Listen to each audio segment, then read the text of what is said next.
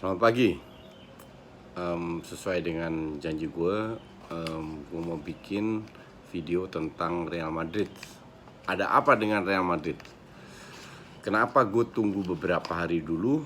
Karena gue mau nonton pertandingan yang sekarang di Copa del Rey lawan Leganes, babak 1 baru selesai. Gini ya, kita tahu bahwa filosofi Real Madrid adalah bermain dengan banyak bintang. Maka dari itu mereka disebut Los Galacticos. Oke. Kalau kita bicara bermain dengan bintang, strategi apapun yang diterapkan sebenarnya itu nggak begitu ngaruh, karena kualitas pemain per posisi itu sudah luar biasa besarnya. Oke. Jadi lawan tim yang tidak terlalu bagus, walaupun mereka mau parkir base atau apa, para pemain Madrid ini dulu zamannya Zidane, Ronaldo gendut, sampai Beckham, hanya butuh seperempat peluang untuk bisa cetak gol. Nah sekarang mungkin fansnya merasa menang 3 kali di Champions League harusnya mereka bisa menang segalanya. Jangan lupa 10 tahun terakhir berapa kali sih Madrid juara La Liga? Sekali, 2 kali? Nggak banyak. Oke. Kenapa? Karena di La Liga ini kan lebih konsistensi. Konsistensi itu lawan home and away 8 pertandingan, dimana lu nggak harus bagus, lu harus konsisten. Kalau Madrid ini kan tipikal tim besar dengan pemain bintang banyak, sangat termotivasi, lebih termotivasi kalau mereka ketemu lawan yang jago, di mana itu mereka ketemu di Champions League. Jadi kalau dibilang hebat, ya hebat itu parameternya apa? Kalau dibuat Zidane pun tidak bisa menang La Liga, ya untuk gue mau nggak komplit. Walaupun tetap prestasi di Champions League itu luar biasa. Oke. Sekarang kita lihat sehebat apa sih seorang Zidane. Kalau gue bilang dia tidak hebat, tapi dia tidak jelek juga.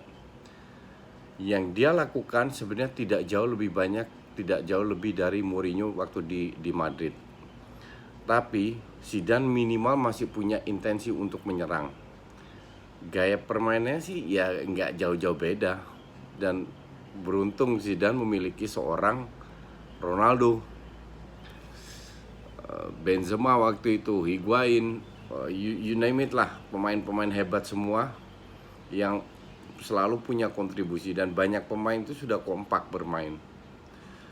Jadi bukan sebuah hal yang hebat lah, dalam arti mereka tinggal passing ke Ronaldo, Benzema masuk ke luar, Ronaldo belok masuk ke dalam, shooting, rata-rata sering kali terjadi gol dari segala jenis. Jadi kekompakan antar pemain itu seringkali terjadi di eranya Zidane, karena banyak pemain, mayoritas pemain intinya adalah pemain yang sudah gabung. Oke, sekarang pada saat digantikan Lopetegui, kenapa bisa hancur? Karena pemain yang diberi kebebasan ini, yang mengandalkan skillnya, tiba-tiba harus bermain sesuai dengan strategi yang diinginkan oleh Lopetegui. Apakah jelek? Enggak. Lopetegui terbukti cukup bagus, cukup sukses di timnas Spanyol ya. Nah, nampaknya para pemain ini, satu, atau mereka tidak setuju dengan aturan yang terlalu ketat karena mereka merasa mereka adalah pemain hebat. Kedua, mereka tidak respect terhadap Lopetegui. Kita sudah berkali-kali bahas, sudah melihat banyak contoh MU lah, contoh paling bagus, paling recent, paling baru terjadi, di mana pemain nggak respect terhadap Mourinho di Chelsea, nggak respect, mainnya so-so. Padahal kita bicara tim yang memiliki kualitas luar biasa. MU waktu mau dipecat, dan sekarang di Madrid, di Madrid pun untuk gue termasuk dipecat karena Madrid nggak mau perpanjang kontraknya dia. Sangat berbeda dengan tim di mana mereka melakukan segalanya untuk pelatih kayak di bawah Zidane. Nah, di bawah Lopetegui ini gue tidak melihat itu. Jadi ada masalah sinergi, masalah chemistry antar pemain dan Lopetegui. Padahal kalau dari gaya permainan Lopetegui, kalau mereka benar-benar niat bermain, ibarat kayak tiki taka lah. Seperti itu, mereka sangat bisa mendominasi liga.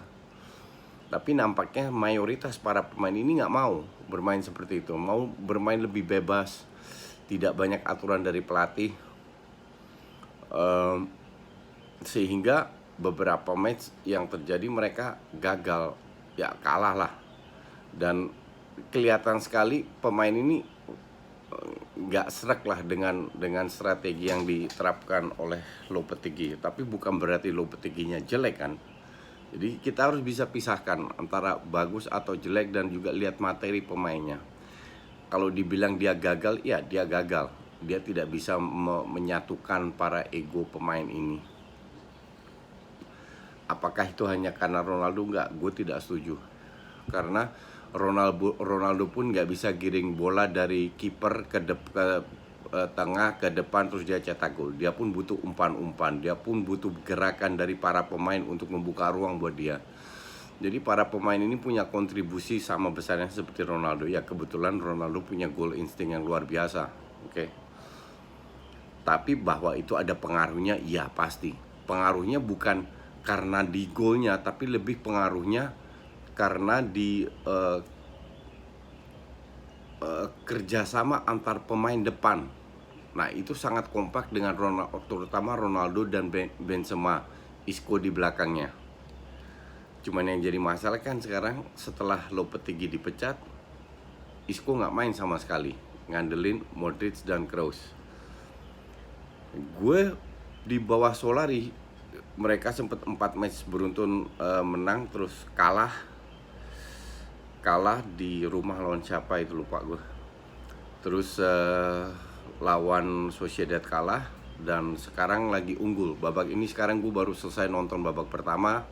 Jadi gue nggak tahu hasil akhir babak kedua, tapi gue udah cukup melihat ada kesamaan antara match di lawan Sociedad sama malam ini lawan Leganes. Leganes itu nomor 2 dari bawah ya di La Liga, walaupun ini untuk Copa.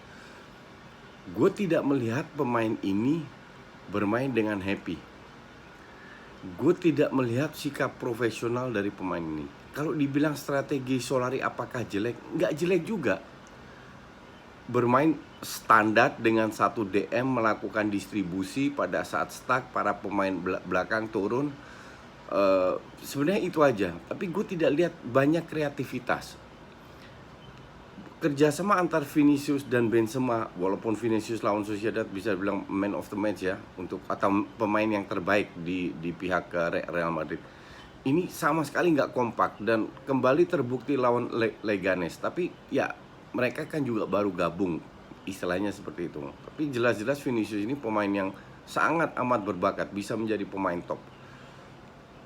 Terus kedua, pemain yang sangat penting kayak Kroos, Modric, mereka bermain terlalu ke belakang, nggak lebih berani ke depan. Seperti kalau Isco bermain di tengah ya, Isco lebih berani menyerang.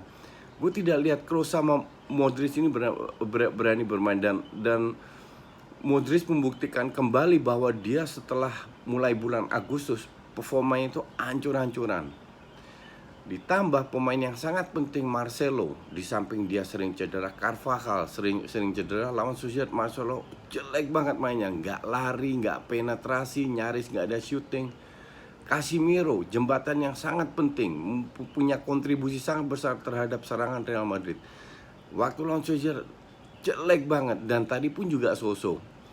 Salah satu kesalahan mungkin yang gue lihat di strateginya Solari adalah antar pemain ini jaraknya sangat jauh.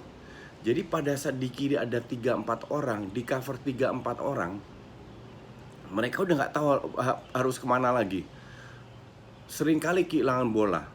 Tapi kalau seandainya mereka di cover 3-4 orang, 5-6 orang masuk, di situ sirkulasi bola akan smooth. Nah ini salah satu masalah juga dengan Real Madrid. sirkulasi bola itu pada saat mereka membangun serangan itu nggak smooth sama sekali. Oke. Jadi banyak faktor. Salah satu faktor kedua, performa dari pemain yang gue udah sebut tadi. Faktor ketiga, performa dari Courtois. Nafas itu kalau dibandingkan berdasarkan match musim lalu Nafas dan Courtois musim ini, Courtois itu jelek banget. Keempat, yang gue takutin adalah kembali tidak ada respect atau ya respect lah, atau sinergi, chemistry antar Solari dan para pemain. Karena motivasi, sikap profesional pemain ini sama dengan di bawah Lopetegui, kayaknya mereka nggak happy. Kalau kita bicara pemain happy atau tidak, itu udah gue jelaskan. MU di bawah Mo sama MU di bawah Ole sangat beda. Dan sekarang ini pun yang gue lihat juga di tim Real Madrid, di timnya Real Madrid di bawah Solari maupun Lopetegui, mereka kayaknya tidak begitu respect seperti mereka respect Zidane. Jadi kalau dibilang nggak ada Ronaldo, oke, tapi bukan hanya Ronaldo. Jadi ada beberapa faktor yang sudah gue sebutkan tadi yang membuat mereka tidak bermain sesuai dengan klub yang sudah 3 kali beruntun menang Champions League. Bahwa mereka akan sering menang itu pasti terjadi. Kayak sekarang unggul lawan Leganes 1-0, tapi kembali lagi di 45 menit ini ada beberapa peluang yang finishingnya itu buruk sekali. Ditambah banyak sekali cederanya. Bale yang sangat penting cedera, Isco nyaris nggak dipakai. Nah ini yang kesalahan mungkin yang dibuat oleh Solari dari sisi, terutama dari sisi tactical, sama tidak memasukkan Isco. Dan dia, gue lihat tidak ada plan B pada saat tertinggal atau unggul, mainnya itu aja. Oke, demikian sedikit soal Real Madrid. Jujur gue tidak terlalu sering nonton Real Madrid, tapi dari beberapa match yang gue tonton inilah kesimpulannya, masukan. Gue pribadi sangat respect sebagai fans berat Barcelona, sangat respect terhadap Real Madrid, tim besar yang sudah menang segalanya puluhan tahun.